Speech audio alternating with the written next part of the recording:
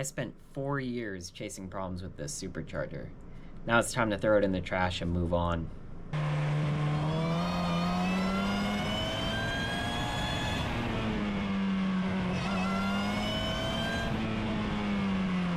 In the process of refreshing my 200,000 plus mile neglected Cobalt Supercharged LSJ engine, of course I had the little while I'm in there mentality.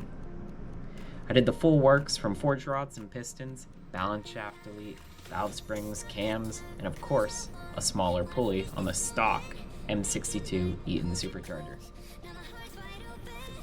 This was the start of all my problems with intake temperatures. I had foolishly bought a 2.7-inch supercharger pulley and an overdrive harmonic balancer, effectively making it a 2.6-inch pulley. This increased the stock ratio of 1.91 to 2.51, which, although makes more boost, also pushes the poor little M62 way outside of its design efficiency range.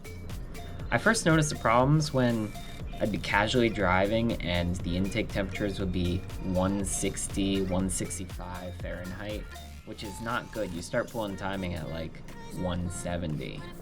And once I started to beat on the car, the game was over. I would run the car for about 2 minutes and the car would start overheating, pulling tons of timing, and it just wasn't safe to drive anymore.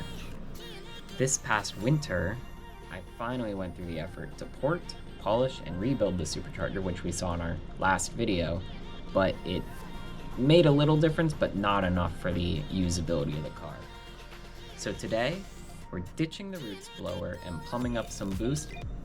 I thought it would be a cool visual to lay things out, write pros and cons out in real time for the camera.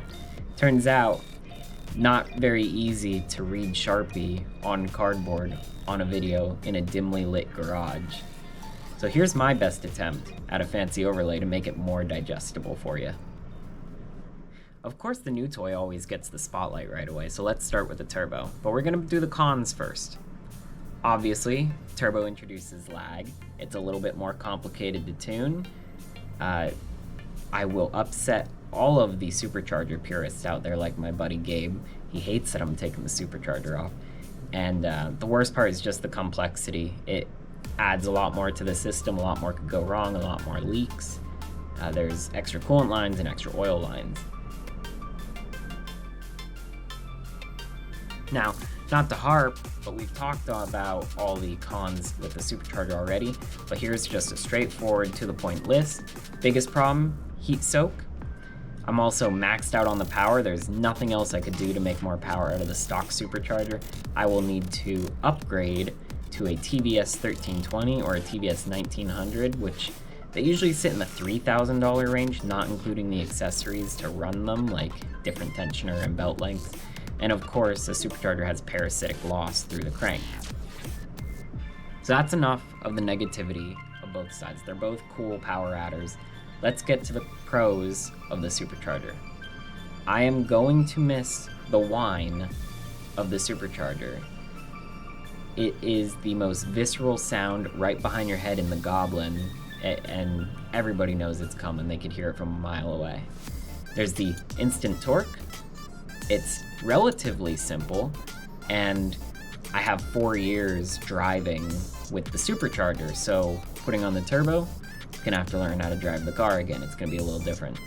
And finally, the main reasons I've decided to swap to the turbo is, number one, more efficient, less intake temp. There's no parasitic loss through a belt to the crank. There's a higher potential for power. Just throw on a different AR housing, throw on a bigger turbo, it'll be a little bit more laggy though. The way the power comes in with the turbo, I can easily tune, as we know I have the fuel tech, and also turbo acts as a muffler, so I could just do a straight pipe off of the turbo. Removing the supercharger was like second nature to me at this point, since I've been chasing problems with it since I put the car together. Just a bit of time, a few ugga-duggas from the 3/8, and a broken knuckle or two, and the supercharger was out of the car.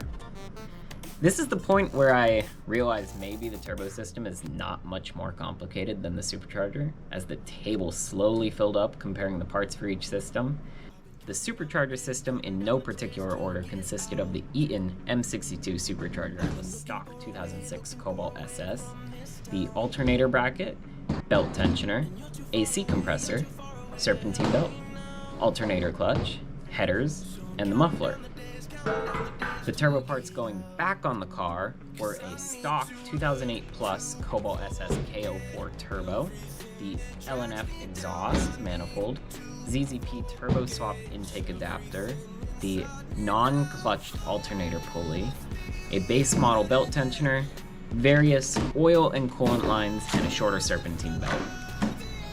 So, jumping back into installing the turbo on camera, do you remember that not so easily distracted thing I mentioned earlier? Yeah, I forgot to record the actual install of the turbo system. So here's some cool videos from my first test drive and some awesome runs from a recent Autocross I used as a test day.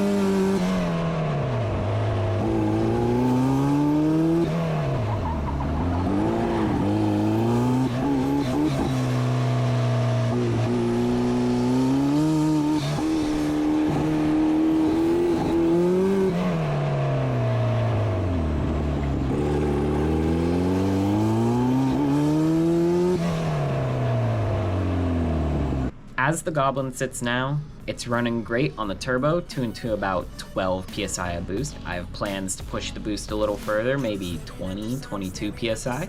It runs slightly quieter, a lot cooler on the intake, and somehow, it's even more of a project than it was before. If you want to see more of what I might break, build, or ruin next, consider hitting subscribe, or the like button. I just gotta stop getting, well, distracted.